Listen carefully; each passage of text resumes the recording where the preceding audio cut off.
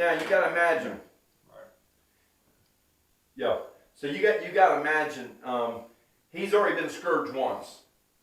Okay. They brought him back out. So his crime to the Roman government for him to get crucified was King of the Jews. So as you're going to see here, they're going to put a placard on him, okay, and above his cross, and it says, and it's going to read it in 3 different languages, King of Jews, and the Jews didn't even want that to be written, and Pilate said, this is it, period. You're not telling that. But what happens is for Pilate to really do this, he couldn't crucify him because he might have disgraced the temple, or for some Jewish law. But what they did is that they're crucifying him because he claimed to be a king, and because of this, now he goes in there, and so they scourge him one time, and they strip. I mean, he's already been whipped once. So now, and there was a doctor that I got to listen to, and he went into a lot of details. I'm not going to go all the details. But he says, can you imagine your body's already been bruised and whipped once, and then you take a rope and you put that over top of that, and then you go and you yank it away, the amount of pain that was going on. And so they stripped him. They put a scarlet robe on him, and after twisting a crown of thorns, they put it on his head and gave him a reed, or like a little staff, and they had put it in his right hand. And then they began to mock him by kneeling down before him and saying, "Hail, King of the Jews!" They spat on him, took the reed and began to beat him in the head.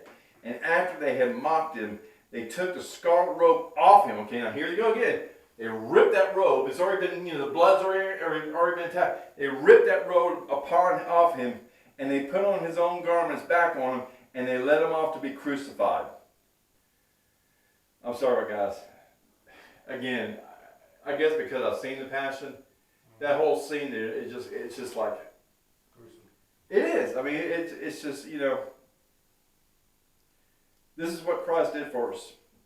Then they were coming out, and so he's weak.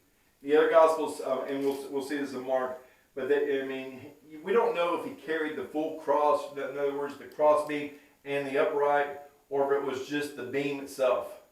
But to be crucified, you carry one or the other with you. Jesus was all night long, exhausted, totally beaten, and everything else. And so he goes and they lead him to Golgotha, and he falls.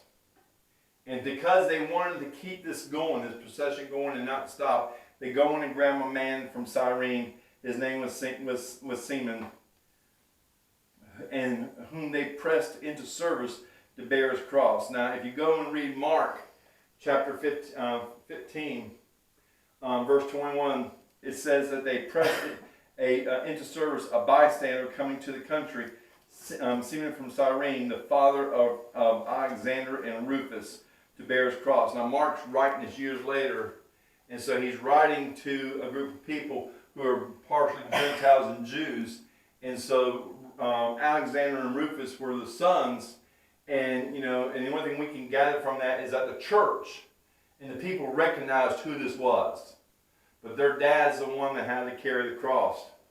And so, and it's kind of interesting. I don't want to watch this thing because there was one commentary wrote this. He says Simon came to Jerusalem to sacrifice his Passover lamb, but instead of sacrificing his Passover lamb, he got to meet the Lamb of God to be sacrificed. I want you to watch this little video. It takes 8 minutes. We got time, but this is a let's see if I can get